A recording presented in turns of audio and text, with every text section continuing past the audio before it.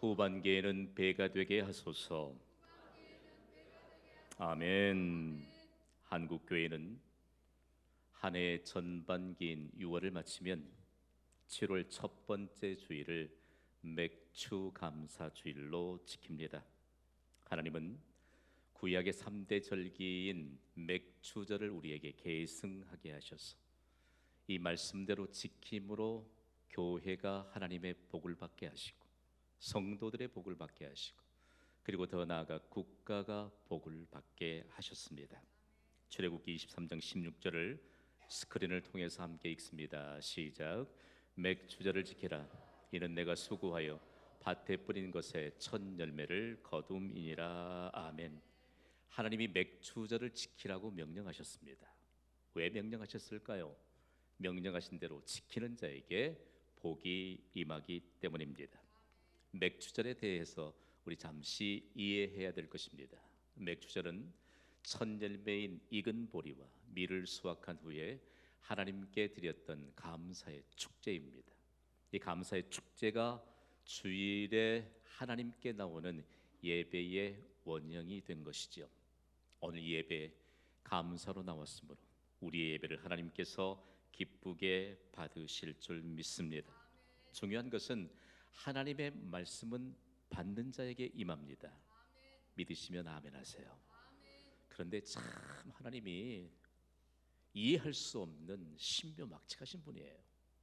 이 말씀을 받았던 때가 언젠고 하니 430년 동안 이스라엘이 애굽에서 여러 세대를 거쳐서 기득권을 다 쌓았잖아요. 그런데 거기에 있는 집, 거기에 있는 모든 것 다 포기하고 하나님의 인도하심을 따라서 홍해를 건너 광야에 진입했던 때입니다. 광야는 농작물을 경작할 수 없는 곳입니다. 아니요, 보리를 심어서 거둘 수 있다고요? 아니에요. 그 어떤 것도 심을 수 없는 땅이 광야인데 하나님은 맥주절을 지키라고 말씀합니다. 그런데 이스라엘 백성들이 마이너스가 된 민족적인 그런 상황 가운데서 모두가 지금 마이너스 인생으로 하나님 앞에 서 있는 겁니다. 자꾸만 이전에 그들이 소유했던 것을 그리워하는 내용이 애굽에서 나와 계속적인 광야 생활을 하면서 이전에 우리가 있었던 것, 손에 있던 것을 그리워하잖아요. 그런데 하나님은 마이너스 인생이 된 이스라엘을 철저하게 울타리를 둘러주시고 보호하시고 인도하십니다. 그런데 이 하나님의 말씀을 이스라엘 백성들이 받았더니 하나님의 능력이 임합니다. 이 말씀을 받고 40년 동안이나 광야에서 약속의 땅 가나안을 향해 나아가는 소망을 가진 민족이 되게 하셨습니다. 여러분, 오늘 이 예배에 우리에게 요즘 들어서 마이너스 통장 가지고 있는 분 많아요. 또한 우리가 가졌던 것 잃어버렸던 마이너스 인생들이 많아요. 그런데 성경의 이 역사는 마이너스된 인생들을 통해서 하나님의 놀랍도록 장엄한 역사가 펼쳐진다는 데 있습니다. 오늘 하나님께서 이스라엘 백성들에게 이해할 수 없는 이 말씀을 주셨더니 이스라엘 백성들이 받을 때 낮에 그 뜨거운 태양을 피할 길이 없습니다. 나무가 있어야지. 그런데 시원한 구름 기둥을 두리어 주시면서 하나님의 영광을 나타내 주세요. 밤이면요 너무 춥잖아요. 그리고 사나운 맹수들이 달겨들 때 하나님은 불기둥으로 따뜻하게 보호해 주시고 사나운 들짐승으로 완벽하게 보호해 주십니다. 그러면서 마이너스 인생이 된 민족의 이 모든 것을 하나님이 보장해 주십니다. 마이너스에서부터 말씀을 받았더니 감사하는 인생으로 전환되는 놀라운 역사의 무대에 서게 된 것입니다. 자, 오늘 왕궁과 같은 우리의 삶의 주거 현장들을 여러분 보시지요. 너무 잘 사는 민족이 됐어요. 우리에게는 무엇으로 하나님께 감사하고 있습니까? 도무지 감사할 수 없는 막막한 현실 때문에 감사가 없는 것은 아닙니까? 그러나 하나님은 우리가 어떤 상황에 있다 할지라도 감사하는 자가 되어야 한다고 말씀합니다. 왜냐하면 감사의 근거는 우리의 현실이 아닙니다. 우리의 막막한 현실도 감사할 수 없는 이와 같은 여러분 조건이 아니고요. 우리가 좀 부유하고 우리의 생각대로 인생이 펼쳐진다고 해서 우리가 안일하게 생각할 수 있는 그 현실이 우리의 감사의 조건이 아닙니다. 우리의 유일한 감사의 근거는 세상을 말씀으로 창조하시고 우리를 구원해 주시고 영원한 생명을 주신 예수 그리스도만이 유일한 감사의 근거인 줄 믿으시면 아멘 하시기 바랍니다. 하나님이 오늘 감사의 근거조차도 잃어버린 이 시대를 살아가는 현대의 그리스도인들을 향해 흔들어 깨우도록 경신교회를 세우셨습니다. 저는 믿습니다. 여러분도 믿습니까? 그리고 우리로 하여금 감사의 근거가 무엇인가를 깨달아 알게 하시면서 지금 감사할 것을 우리에게 당부하십니다. 지금 감사해야만 우리가 행복해서 감사한 것이 아니요 감사함으로 행복해지는 인생을 경험할 수 있기 때문입니다. 더욱이 감사의 분량이 행복의 분량이 되게 하시는 하나님의 은혜 가운데 살 수 있기 때문입니다. 자, 이리저리 둘러보아도 무슨 보리 수확을 거둘 수 있고 농작물에 대한 수확을 거둘 수 없는 그곳에서 하나님이 맥주절을 지키라, 그리고 처음 익은 열매에 대한 감사의 축제를 명령하셨습니다. 이 말씀과 함께 더불어서 우리가 받아야 될 메시지는 과연 무엇일까요? 오늘 서두부터 마이너스된 민족 그리고 마이너스된 인생인 이스라엘을 우리에게 보여주시더니 오늘 성경에 등장하는 한 인물도 가장 당대의 제일 가는 부자였습니다. 그런데 인류 역사상 이 사람처럼 거부가 다시 탄생할 수 없을 만큼 그만큼 거부였습니다. 그런데 그가 모든 것 다 잃어버린 채 마이너스 인생이 된 사람으로 이제는 하나님 앞에 온전한 믿음으로 서서 하나님이 행하실 일들을 우리에게 보게 하시는 믿음의 증거자로 등장하게 됩니다. 여러분, 이 사람은요 족장 시대였던 아브라함 시대에 지금의 사우디아라비아와 그리고 이라크의 경계선상에 있는 우스 땅에 살았던 욥이라고 하는 인물입니다. 이 욥이 인류 역사상 끊임없이 연구의 대상이 되고 있는 거 여러분 아십니까?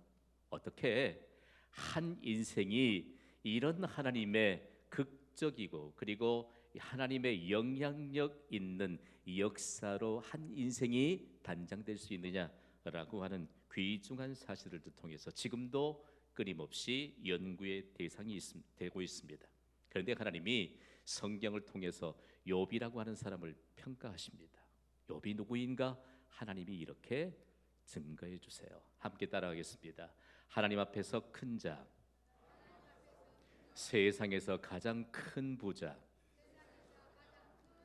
하나님과 동행했던 예배자, 하나님과 동행했던 기도자, 하나님과 동행했던 사역자. 보세요, 욥은요 하나님의 인정을 받았는데 천사마저도 흠모할 만한 영광스러운 이력을 가진 자입니다. 그런데 이런 욥을 급기야 사탄이 시기하고 나섭니다. 여러분, 우리의 주변을 우는 사자처럼 삼키기 위해서 두루 맴도는 사단이 우리 주위에 있다는 거 여러분 아시지요? 그가 하루는 하나님 앞에 나오더니 뜬금없이 이렇게 말합니다. 하나님, 욥이 어떻게 까닭이 없이 하나님을 경외하겠습니까? 라고 말합니다.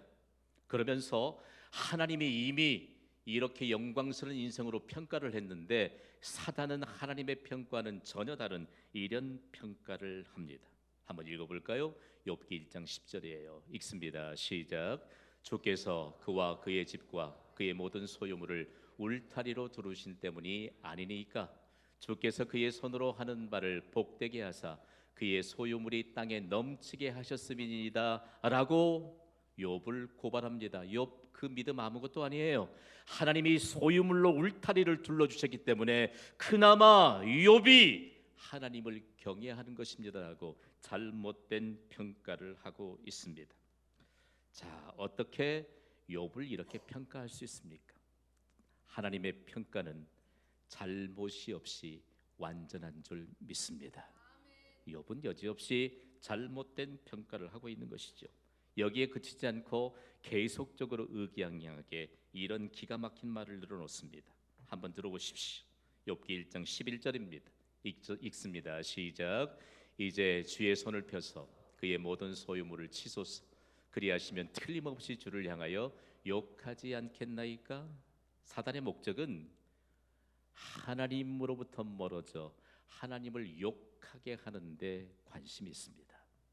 하나님은 우리를 복받게 하시는데 관심이 있습니다. 하나님은 복의 주관자세요. 그리고 선한 말로 우리에게 하나님의 영향력을 던져주십니다. 우리가 그 하나님의 선한 말씀을 받고 우리가 이 세상을 향해 하나님의 영향력으로 살아가는데 우리가 구사하는 언어는 하나님께 영광이요 그리고 선한 일의 역사의 증거자들인 것이죠. 자, 보겠습니다. 잘못된 평가를 하면서 의기양양한 사탄에게 하나님이 조그만한 권한을 주십니다. 그렇다면 욥의 소유물을 네가 한번 테스트해보라. 그러나 욥의 몸에는 손을 대지 말라고 말씀하시죠. 욥이 당장에 하나님으로부터 부여받은 이 권한을 가지고 욥을 칩니다. 그런데 하나님이 욥에게 이런 시험을 허락하신 데는 목적이 있었습니다. 욥이 의지하고 있는 것이 소유물인가? 아니면 욥이 의지하고 있는 것이 하나님인가를 온 세상에 드러나기 위한 목적이 있으셨기 때문입니다. 욥은 사탄의 시험으로 그가 가진 모든 소유물을 일순간에 잃어버렸습니다. 그 많던 가축들도 그 많던 종들도 10명이나 되는 자녀들도 모두 다 잃어버렸습니다. 그리고 사회적인 지위도 다 잃어버렸습니다. 그럼에도 불구하고 욥은 입술로도 하나님께 범죄하지 않았습니다. 이 상황을 바라보면서 하나님이 사탄에게 말합니다. 내가 이제서야 욥의 온전함을 보겠느냐라고 묻습니다. 그런데 사탄이 그래도 기세가 등등해요. 하나님이 아직까지 한 가지 남겨뒀잖아요. 살과 뼈를 치면 곧 건강을 잃게 되면 욥이 하나님을 욕하지 않겠습니까? 또 이렇게 말해요. 그랬더니 하나님이 그에게 그것마저도 허락하십니다. 그러나 생명은 해치지 말라라고 당부하셨습니다. 그랬더니 곧바로 욥의 몸에 발바닥에서부터 머리끝까지 종기가 온 몸에 돋아납니다. 그리고 심한 육체의 고통이 시작되었습니다. 이런 즈음에 욥의 아내가 등장해요. 기가 막혀요. 소유물 다 잃어버렸지요. 건강마저 다 잃어버린 남편에게 하나님을 욕하고 죽으라 이렇게 말해요. 이 사탄하고 동등한 인물 아니에요, 여러분? 그 이후에 욥의 아내는 더 이상 역사적인 무대에 등장하지 않습니다. 해서는 안 될 말을 했던 욥의 아내에게 욥이 말해요. 함께 읽어보겠습니다. 시작. 우리가 하나님께 복을 받았은즉 화도 받지 아니하겠느냐. 아멘. 여전히 욥의 중심은 입술로도 하나님 앞에 범죄하지 않았습니다. 이때부터 욥은 지금까지 경험해보지 못했던 극심한 고통을 겪기 시작합니다.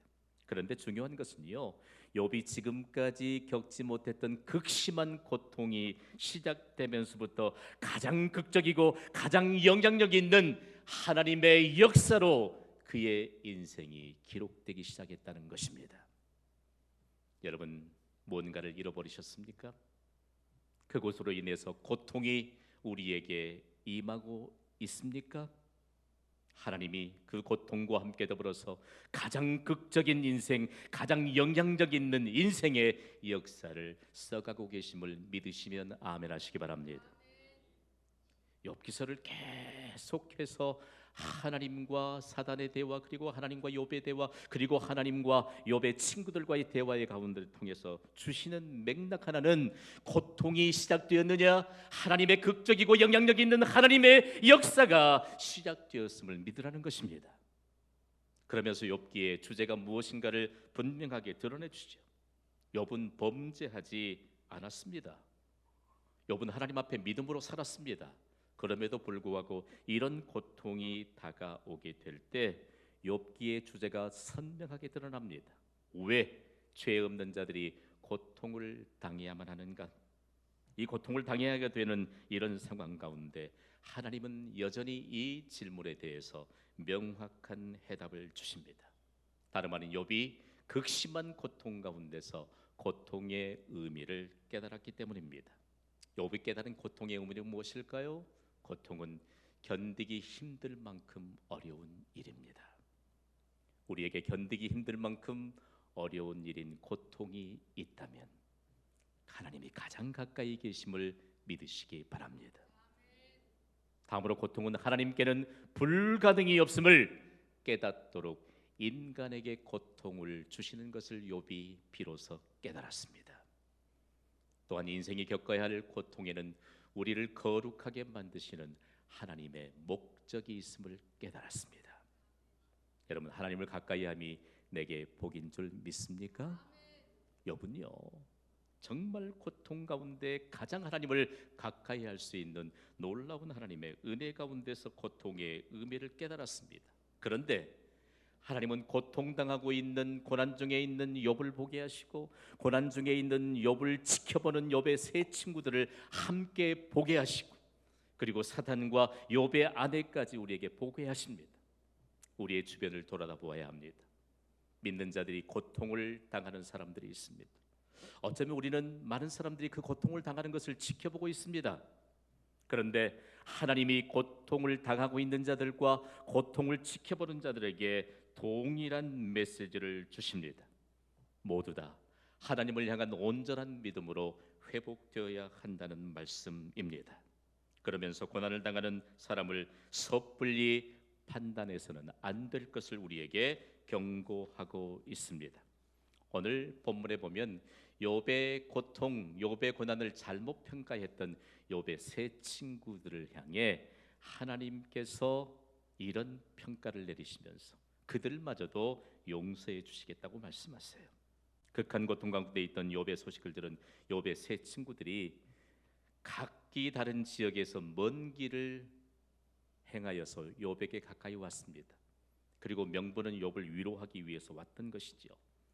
욥은 이때 이미 온몸에 종기가 나서 치료할 수 없는 이와 같은 불치병을 앓고 있었고 그야말로 좋은 집, 좋은 옷 다 잃어버렸고 그는 길바닥에 나앉아서 기왓장으로 자기의 간지러운 그리고 피고름이 상접한 그런 몸을 긁고 있는 비참한 자리에 나앉아 있을 때 욥의 세 친구들이 얼마만큼 욥을 향해 잘못된 평가 그리고 하나님을 향해 잘못된 평가를 했는지 모릅니다. 이런 욥의 세 친구들을 하나님이 그들에게 진노하셨습니다. 오늘 보면 욥기 42장 7절을 우리 함께 읽습니다. 시작.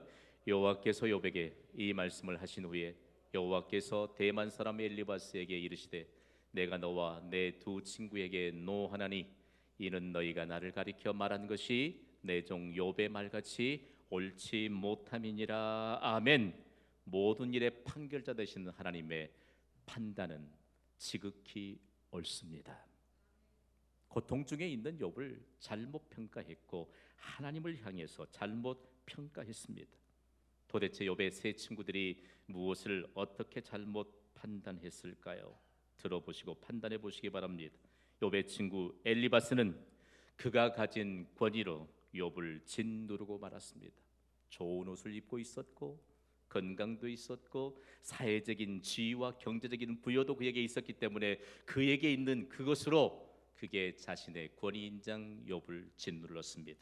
욥의 친구 빌닷은 욥의 10자녀들이 죽게 된 것이 그의 자녀들이 각기 하나님 앞에 죄를 범했기 때문이라고 단정지었습니다.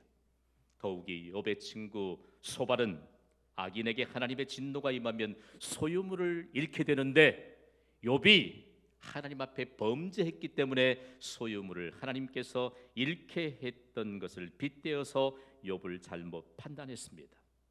악에게 떠났던 욥에게 터무니없는 말이었습니다. 그런데 하나님이 욥의 이 세 친구들을 용서하시기로 결정하셨습니다. 어떻게 용서할까요? 지극히 고통 가운데 있는 욥의 예배를 받으시고 새 친구의 잘못을 용서하시겠다고 말씀합니다. 오늘 본문 8절을 스크린을 통해서 읽습니다. 시작. 그런즉 너희는 수소 7과 수대양 7을 가지고 내 종 욥에게 가서 너희를 위하여 번제를 드리라. 내 종 욥이 너희를 위하여 기도할 것인즉 내가 그를 기쁘게 받으리니 너희가 우매한 만큼 너희에게 갚지 아니하리라. 아멘. 함께 선포하겠습니다. 예배는 하나님의 명령입니다. 예배는 하나님이 주신 사명입니다. 믿으시면 아멘 하시기 바랍니다. 하나님은 온전한 예배자를 통해서 또 다른 예배자를 세우십니다. 예배를 온전히 드리면 하나님이 승리의 인생을 살게 하십니다. 우리에게 가장 중요하고 생명을 걸 만큼 모범으로 세워가야 할 것은 예배입니다. 예배가 무너지면 다 무너집니다. 그들도 하나님 앞에 예배자로 살았습니다. 그러나 온전한 예배자가 되지 않기 때문에 하나님의 사랑과 하나님을 잘못 평가하고 있습니다. 이 예배에 전능자이신 하나님이 함께 계심을 믿습니다. 하나님은 생사화복을 주관하시는 주관자이심을 믿습니다. 그런데 건강 주셨더니 자기 마음대로 예배는 뒷전입니다. 살 만큼 하나님이 복을 주셨더니 하나님은 뒷전입니다. 젊은 시절에 하나님이 더 영광스러운 인생으로 살아가도록 우리를 축복의 자료로 부르는데 자꾸만 거절합니다. 중요합니다. 여기에 욥의 예배를 통해서 그의 세 친구들을 용서하시겠다. 하나님이 시대적인 사명을 우리에게 부여하셨다는 사실을 우리에게 가르쳐줍니다. 욥은 욥이 살았던 시대에 하나님께 온전한 예배자가 되어 하나님 곁으로부터 멀어졌던 자들을 다시 하나님께 가까이 나와 온전한 예배자로 세우는 축복의 통로였습니다. 그 시대에 하나님의 사명을 감당했던 사명자여 사역자였습니다. 여러분, 우리의 한 사람의 온전한 예배가 수많은 예배자를 세웁니다. 이것은 아무도 부인할 수 없어요. 우리의 예배의 섬김을 하나님이 보십니다. 그리고 우리의 예배의 출발선상에서부터 예배를 마치고 삶의 현장에 일어나는 모든 상황들이 예배의 근거를 두고 있고 예배를 통해서 복을 받는 하나님의 백성인 것을 만인들이 알도록 하나님이 예배 시간에 복을 주십니다. 거리낌이 있습니까? 걷어내는 자에게 은혜가 임하게 될 줄 믿습니다. 자꾸만 여러분의 계획과 여러분의 시간이 우선적입니까? 걷어내는 자에게 은혜가 임하게 될 줄 믿습니다. 욥을 통해서 지금까지 인류 역사 가운데 끊임없이 우리에게 던져주시는 하나님의 강력한 메시지가 있습니다. 방송실 타이밍 맞춰서 탁 띄워요. 함께 읽습니다. 시작. 우리는 누구를 예배자로 세우고 있는가? 중요한 내용이에요. 이 시간 복 받을 자는 복 받게 되기를 주님의 이름으로 축복합니다. 내 자신의 예배를 세우지 못하는데 어떻게 다른 사람을 예배자로 세울 수 있겠는가? 욥의 경우를 통해서 각 나라 각 대륙에 선포되었던 하나님의 말씀 가운데서 내가 온전한 하나님의 예배자로 설 때 예수님이 제자들에게 하셨던 말씀, 하나님은 영과 진리로 예배하는 자들을 찾으시느니라. 복 주시기 위해서 찾으십니다. 믿으시면 아멘 하세요. 욥의 이 놀라운 예배의 모범을 통해서 하나님의 나타나셨던 여러분 응답들을 한번 보면 놀라워요. 과연 욥의 세 친구들은 하나님 앞에 하나님의 명령을 따라서 예배자로 섰을까요? 우리 한번 점검해 보겠습니다. 욥기 42장 9절 말씀입니다. 우리 함께 읽어보겠습니다. 9절을 함께 띄워주세요. 시작. 이에 대만 사람 엘리바스와 수아 사람 빌닷과 가바 사람 소발이 가서 여호와께서 자기들에게 명령하신 대로 행하니라. 여호와께서 욥을 기쁘게 받으셨더라. 아멘. 하나님을 잘못 평가했던 욥의 세 친구들이 하나님의 명령에 순종했습니다. 여러분, 하나님을 잘 알지 못하면요 우리 마음대로 살 수 있어요. 그러나 하나님을 잘 알았던 욥 한 사람으로 인해서 욥의 세 친구들이 온전하게 하나님 앞에 서잖아요. 욥의 예배를 기쁘시게 받으셨던 하나님께서 급기야 욥의 기도를 통해서 놀라운 응답을 주십니다. 오늘 보면 욥기 42장 10절 말씀을 우리 함께 읽습니다. 시작. 욥이 그의 친구들을 위하여 기도할 때 여호와께서 욥의 공경을 돌이키시고 여호와께서 욥에게 이전 소유보다 갑절이나 주신지라. 아멘.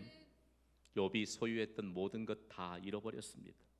지금까지 인류 역사상 그 어떤 거부들을 다 나열해 놓고 평가한다 할지라도 욥처럼 부자가 없었대요. 그런데 그거 다 잃어버리고 마이너스 인생이 되었습니다.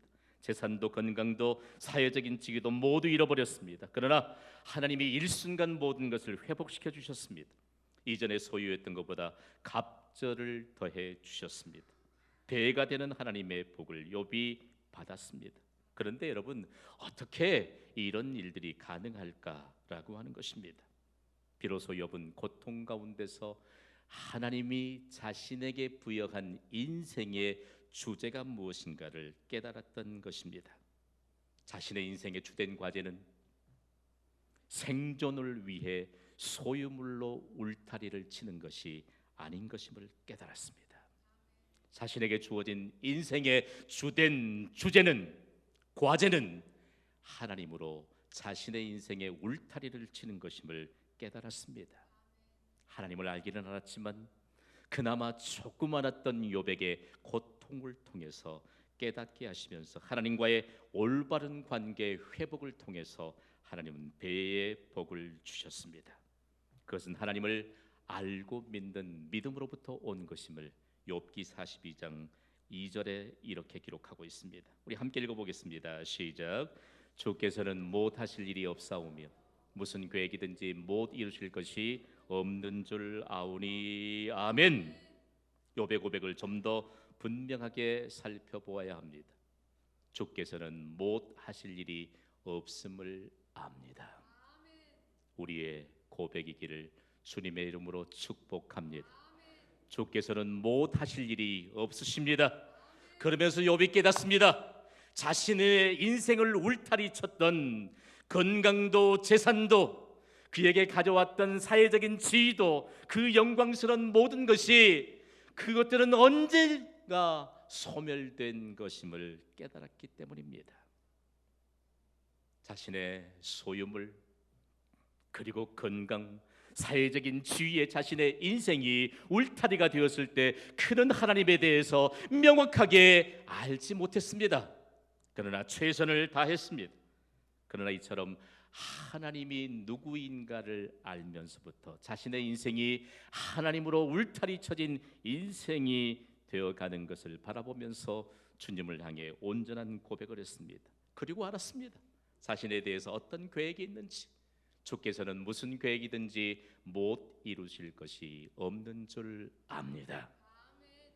마이너스된 민족, 마이너스된 인생의 믿음을 통해서 하나님은 하나님의 계획을 펼치신다는 것을 알았던 것입니다. 여러분, 우리의 울타리가 되고 있는 것이 경제적인 부여입니까? 우리의 울타리가 되고 있는 것이 가정적인 안정입니까? 우리의 울타리가 되고 있는 것이 신체적인 건강입니까? 그 소유물들은 우리의 인생의 울타리가 될 수 없습니다. 그것은 언젠가 소멸될 수 있는, 썩어져 없어질 것이기 때문입니다. 그러나 생사화복을 주관하시는 하나님이 우리의 울타리가 될 때 하나님의 장엄한 역사는 우리의 개인의 인생을 통해서 펼쳐지게 되는 것입니다. 이 놀라운 하나님, 그리고 이 놀라운 하나님의 계획을 알게 된 욥은 그의 고백인 욥기 42장 5절과 6절을 통해서 이 믿음을 증거해 보입니다. 욥기 42장 5절과 6절을 함께 읽습니다. 시작. 내가 죽게 되하여 귀로 듣기만 하였사오나 이제는 눈으로 주를 배옵나이다. 그러므로 내가 스스로 거두어드리고 티끌과 제 가운데에서 회개하나이다. 아멘.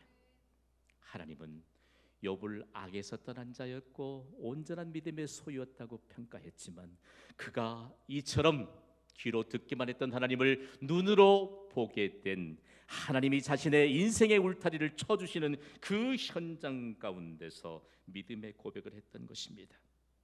고통 가운데 있던 욥에게 하나님이 울타리가 되어주셨던 이 욥의 고백은 각 나라마다, 각 대류마다 이 말씀을 받았던 자들을 통해서 장대한 결실을 맺게 되었습니다. 영국이라고 하는 나라, 우리가 기억할 때 대영 제국을 이루었던 그 영화로운 그 시대를 기억하잖아요. 해가 지지 않았던 나라. 그러나 그때의 영국에서는 소수의 하나님의 사람들로 인해서 우리가 잘 살게 되었다, 우리가 부강한 나라가 되었다, 우리가 그 어떤 나라도 물리칠 수 있는 막강한 힘을 가졌다고 소리 높일 때, 아니야, 그런 모든 것은 우리의 인생의 울타리가 될 수 없어.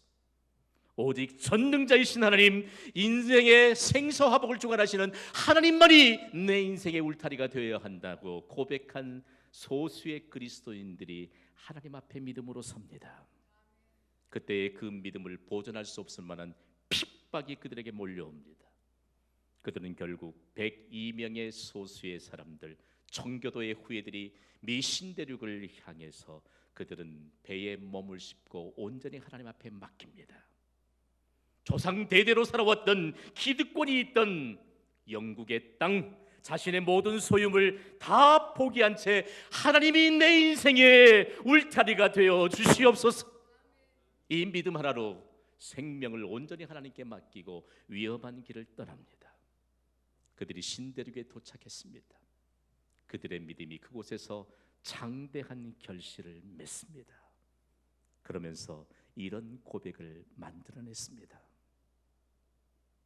믿음은 내가 가진 모든 것을 잃어버린다 할지라도 오직 예수 그리스도만을 붙잡는 것이다. 여러분, 무엇을 잃어버렸습니까? 소유물을 놓치지 않기 위해서 내 인생의 울타리가 되어줘야 할 하나님의 울타리를 거부하고 있지는 않습니까? 하나님은 우리의 얄팍한 믿음을 걷어내시기를 원하십니다. 자기 자신에게 인색한 사람은 하나님께도 인색할 수밖에 없습니다. 하나님이 인생의 울타리가 되어주심을 사모하며 나가는 자에게 배가 되는 하나님의 은혜가 임하게 될 줄 믿습니다. 욥을 가장 현대적인 용어로 제가 이렇게 해석해 보았습니다. 욥은 영육통합의 신앙을 소유한 자였습니다. 여러분, 우리 육신은요, 영과 육이 통합된 신앙을 겸비하는 인생으로 단장하도록 우리에게 육체를 주시고 우리에게 영혼을 부여하셨습니다. 욥은 신실한 예배자였습니다. 욥은 신실한 기도자였습니다. 욥은 신실한 사역자였습니다. 욥은 그 믿음으로 배가의 복을 받았던 사람입니다. 이제 결론적으로 이런 메시지를 받습니다. 다 함께 선포합니다. 시작. 배가 되게 하소서. 아멘. 배가는 하나에 하나를 더한 것이 아닙니다. 어떤 것에 2배만큼의 몫이 아닙니다. 배가는 믿음의 분량입니다. 이 믿음 가지고 어느 곳을 가든지 하나님은 믿음의 분량대로 욥의 믿음을 통해서 부어주셨던 그 하나님의 은혜를 부어주십니다. 후반기가 장엄하게 펼쳐집니다. 우리 욥이 받았던 이 배가의 복을 근거로 다 함께 선포하겠습니다. 예배자가 배가 되게 하소서. 기도가 배가 되게 하소서. 사역이 배가 되게 하소서. 소유가 배가 되게 하소서. 아멘. 후반기 사역을 통하여 우리의 믿음이 온 세상에 드러나게 되기를 주님의 이름으로 축원합니다. 우리 함께 찬송할 것입니다. 309장 찬송하면서 오늘 주신 말씀을 마음판에 새기고 그리고 성찬받기에 합당한 믿음으로 하나님 앞에 가까이 나가겠습니다.